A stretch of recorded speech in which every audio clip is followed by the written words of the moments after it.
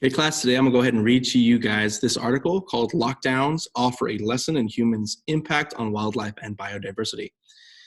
Look at the baby sea lions! Ooh, they're so big and cute. Sea lions sunbathe in the street of Mar del Plata Harbor, Argentina, during the lockdown imposed due to COVID-19 coronavirus pandemic.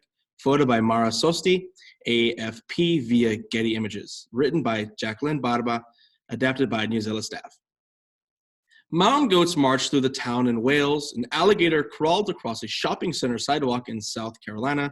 In Argentina, sea lions sunbathed in the streets. An estimated 1/3 of the world's population is now staying home. Schools and most businesses are closed to try to slow the spread of COVID-19 virus. With so many people indoors, some wild animals are going beyond their usual borders.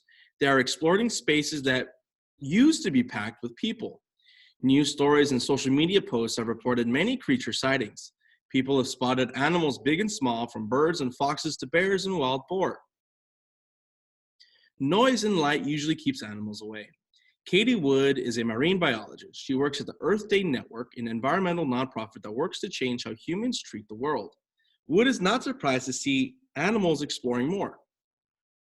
People usually take up a lot of space, Wood says. We like to go hiking. We like to be quite loud in our cities. We like to go to the beaches. We're everywhere. All of this activity impacts wildlife. But now that so many people are staying home, wildlife is just doing what wildlife does, says Wood. Animals are taking careful steps into those empty spaces. How do the animals know it's safe? Normally, humans make a lot of noise and artificial light. Our street lights and car headlights brighten the dark of nighttime. Our cars, trucks, ships, and planes make loud sounds. This activity sends a message to animals: stay away. In many cases, the extra noise and light actually harm animals. They prevent the animals from seeing and hearing properly. Bright city lights confuse baby sea turtles, making it harder for them to find a safe path into the ocean. Birds rely on moonlight and starlight for migration. They can be led off path by man-made lights. Studies have shown that giant ships make noise that travels all the way down to the sea floor. It can drown out the sounds that whales, dolphins, and other sea animals rely on for survival. Animals take things day by day, Wood says. Their main goal is to survive. When human noise and lights are shut off, animals see it as an opportunity. It's their chance to explore new ground. It may help them find new resources, such as food, that would help them survive. Thinking about the space we take up.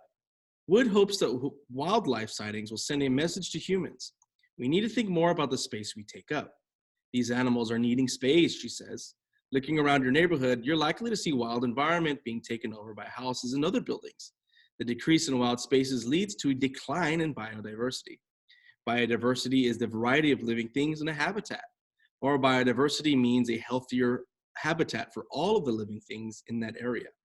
When a natural habitat is cleared, the number of living things in that area is reduced. This decrease puts the ecosystem out of balance, Wood explains.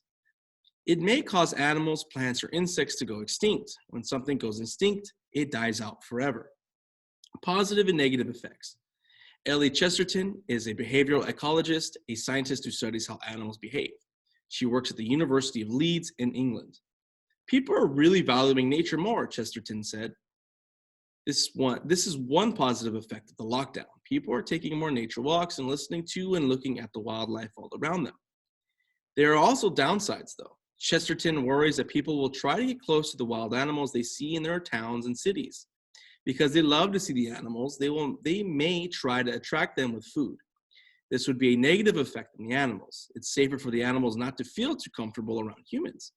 It's also better for their survival if they do not depend on humans for food. For as long as the lockdown lasts, Chesterton cautions anyone who is observing wildlife should keep a safe distance.